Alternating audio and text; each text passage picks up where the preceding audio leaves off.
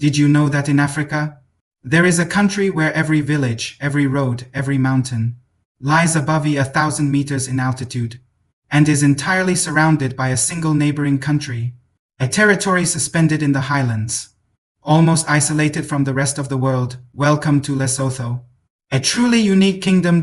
In this new episode of our journey across Africa, we leave behind major cities and coastal landscapes to rise toward the rugged highlands of southern Africa.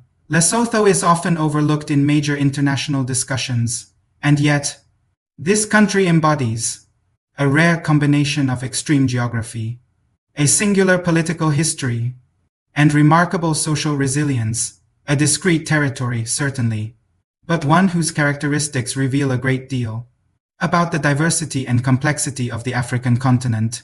Let's begin with what makes Lesotho immediately unique. It is the only country in the world whose entire territory lies above 1,000 meters in elevation. Even its lowest points are already higher than many African capitals.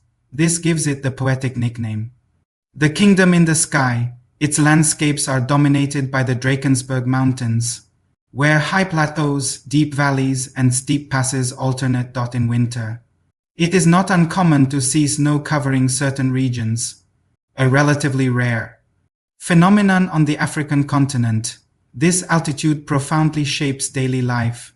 Agriculture adapted to harsh climatic conditions, a strong tradition of livestock farming, especially sheep for wool, and infrastructure that can sometimes be difficult to access, but it also provides a major strategic advantage.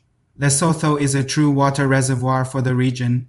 Its mountains feed large-scale water projects, particularly towards South Africa. As a result, this small mountainous kingdom plays a key role in supplying water to a significant part of southern Africa. Now, a second equally striking fact: Lesotho is entirely surrounded by one single country, South Africa. It shares no other borders, a geographical situation that is extremely rare in the world. It is what we call an enclave state within another, creating a permanent relationship of interdependence. Economically, Lesotho relies heavily on its neighbor for its imports, its transport infrastructure, and a portion of its employment.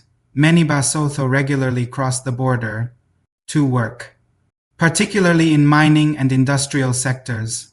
Yet this proximity does not mean a loss of identity. Quite the opposite. Lesotho has preserved a strong cultural cohesion, centered around the Sesotho language, traditional clothing such as the iconic Basotho blanket, and a deep sense of belonging. It is therefore a country of striking contrasts, both dependent and assertive, open to its surroundings, yet deeply rooted in its identity.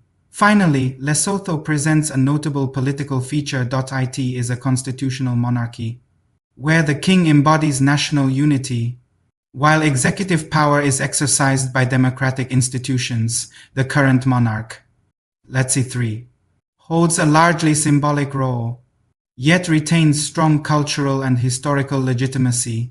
This political model is based on a delicate balance: on one hand, traditional monarchy; on the other, a modern parliamentary system. In a continent largely composed of republics, Lesotho remains one of the few African states where monarchy still exists in an institutionalized form.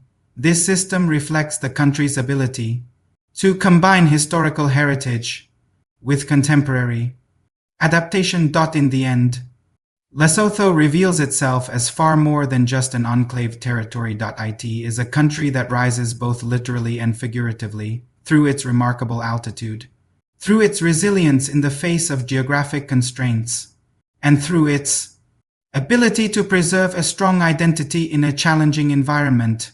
A discrete yet deeply distinctive kingdom, reminding us that African realities can never be reduced to simple. And you? Which of these facts surprised you the most? Feel free to share your thoughts in the comments. To continue exploring the African continent, make sure to subscribe